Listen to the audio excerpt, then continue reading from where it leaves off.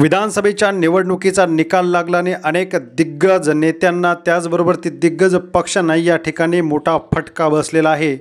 यातूनच अनेकांनी धडे घेतलेले आहेत, तर अनेकांनी आपल्या चुका शोधायला सुरुवात केलेली आहे। यातच आता महत्त्वाची घटना मुंबईमध्ये घडायला सुरुवात झालेली आहे। सरकार स्थापनेचा पेच काही सुटत नाही।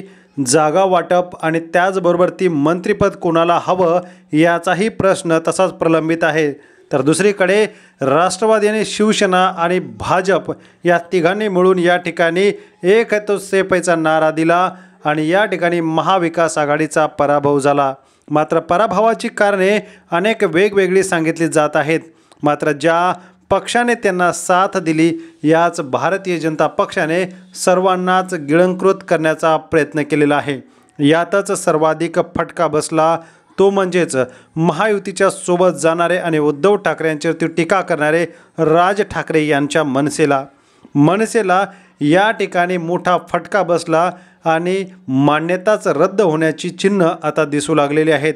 उद्धव ठाकरे यांच्या विरोधात टीका केली, मात्र आता महत्त्वाच्या घडामोडी घडायला सुरुवात झाली।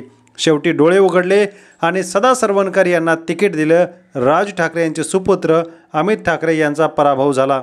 मात्र अशा वेळी पुन्हा एकदा चर्चा सुरू झाली राज उद्धव ठाकरे बंधू एकत्र येण्याची आणि अखेर तो दिवस जवळ येताना दिसत आहे। शिवतीर्थ आणि मातोश्री या ठिकाणी चर्चा घडायला सुरुवात झालेली आहे। मनसेसोबत आत्ताच ही योग्य वेळ असल्याची चर्चाही सुरू आहे। अन्यथा भारतीय जनता पक्ष महासभा आता महापालिकेच्या ज्या निवडणुका आहेत त्यामध्येही यांना थारा लागू देणार नाही। आपापसात भांडण लावून भारतीय जनता पक्षाने केंद्रात सत्ता मिळवली आणि आता राज्यातही मिळवली। मात्र अशा वेळी तब्बल 19 वर्षानंतर या बोलणीला सुरुवात झाली आणि दोघाही बंधूंनी रिस्पॉन्स द्यायला सुरुवात केलेली आहे।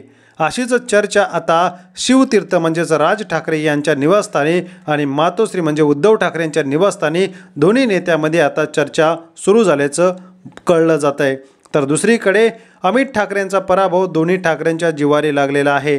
तर राज ठाकरेंना भाजपने फसवल्याची टीकाही अविनाश जाधव आणि मनसेच्या नेत्यांनी केलेली आहे। बिनशर्त पाठिंबा घेतला, फायदा करून घेतला, मात्र जेव्हा मनसेची वेळ आली तेव्हा हात वर केले। याचमुळे आता ठाकरे बंधू एकत्र येत आहेत।